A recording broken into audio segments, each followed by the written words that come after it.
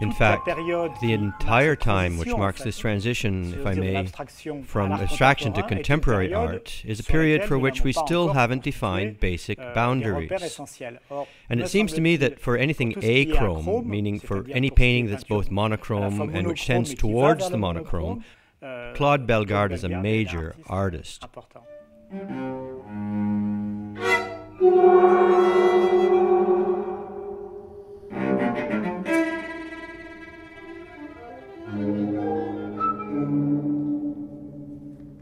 I've never tried to do monochrome.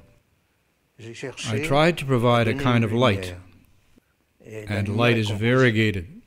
I had at my disposal three kinds of white: a silvery white, a titanium white, and a zinc white. So I played with those three whites to try to get a kind of light both diffused and refractory.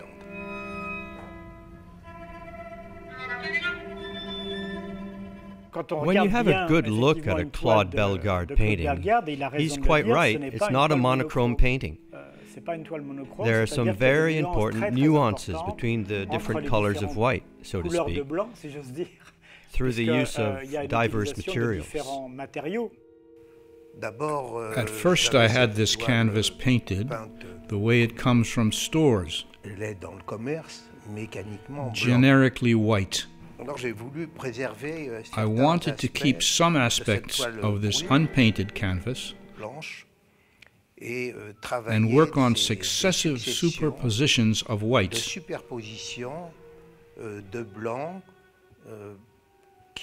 Some of them were slightly bluish, some pinkish, and cover them over, little by little, which provided a particular density while leaving patches of the original canvas and allowed for some other space, other than the space from materials, a diffused. That was the technique. But as far as the spirit of this period, it was also a bit diffuse. Since the illness I had drove me to the edge of life. I didn't expect to survive, by the way.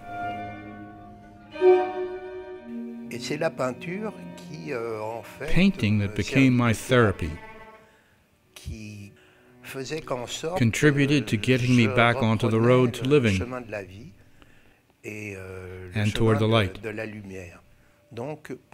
So through painting, I got back to light and to a process which became a love of life.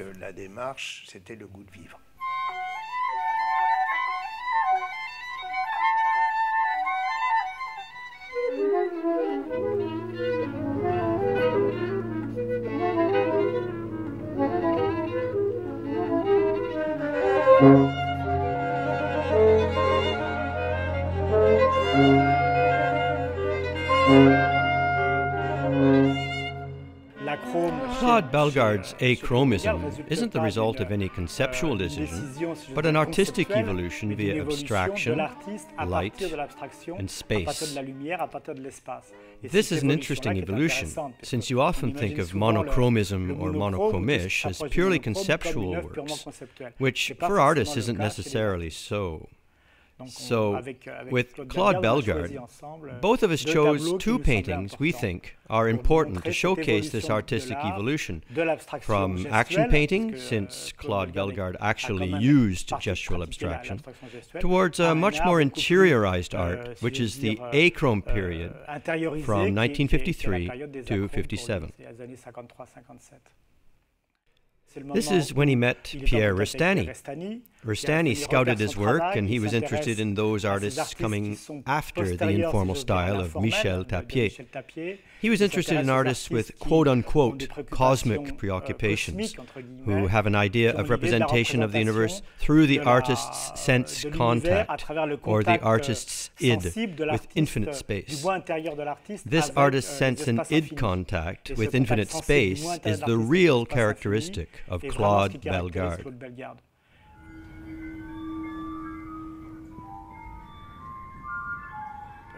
The public doesn't react to a painting as confrontationally as one might imagine. There are true art lovers who already know the artist, who say, oh look, Claude Bellegarde's been hung next to an abstract, or next to a Kandinsky, or next to other artists. So we don't have just one public. We have a varied public. I think that what's good about a Bellegarde painting in our hanging is that the public can learn how to look. It enables a perception of a monochrome which is not really a monochrome. And that's the core takeaway.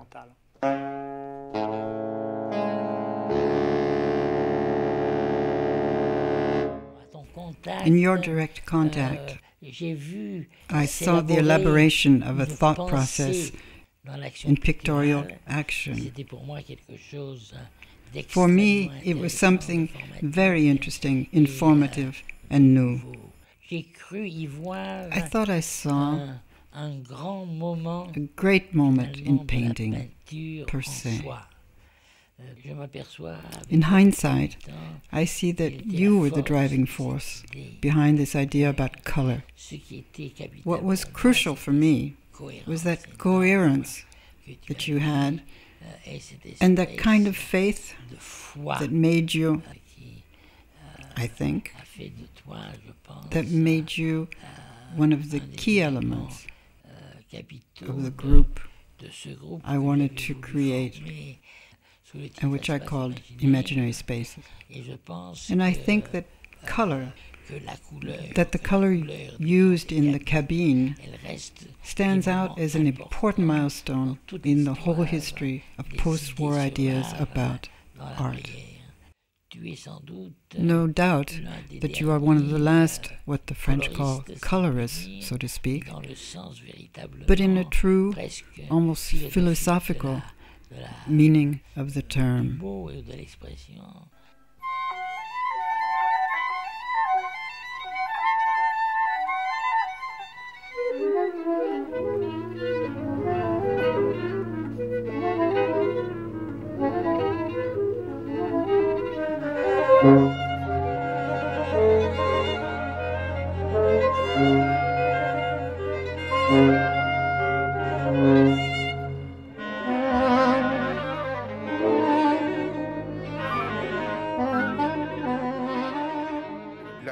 A life of color. Well, it's this gaze, going step by step, from phase to phase, and throughout life, and remaining a way of seeing which has witnessed and absorbed life. That's the true reason that gave me the idea to bring man into the artwork.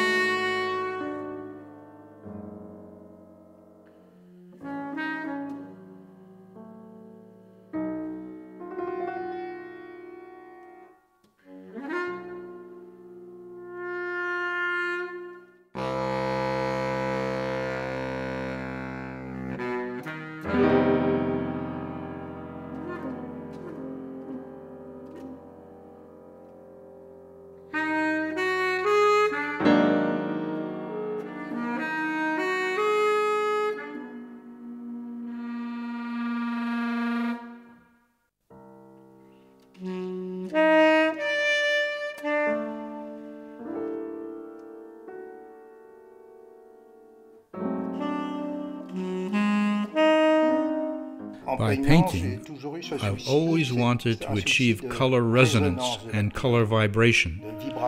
I'm very keen to show this duality of colors which play off each other which repel or ally with each other. But using a language they both understand.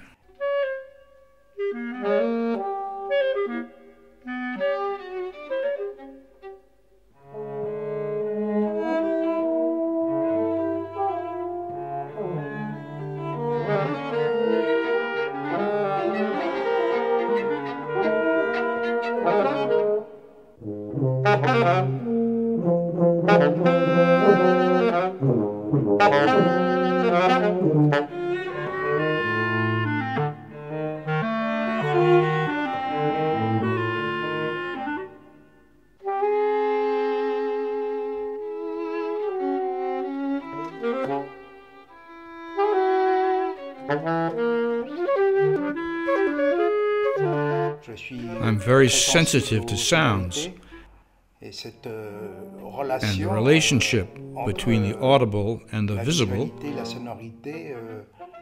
has always attracted me. I think that the way we look at things is also the way we listen. In any case, we don't have a neutral gaze. It's a cultural way of seeing, which we adopt bit by bit. So that at any time we can listen to vibrations,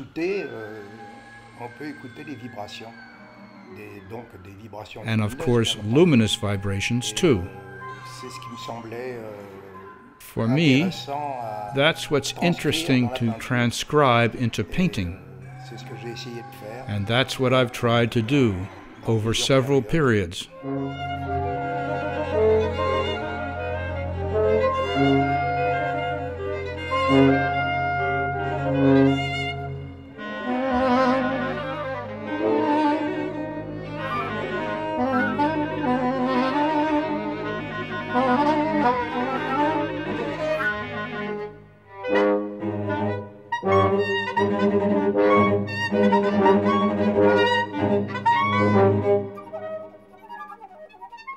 When you look at the world, you believe the world has always been like this, and been seen the way you see it now. Where is the truth? Is the world gray or black or white? Is it in color? Well, we can't really know. Nature decides for us.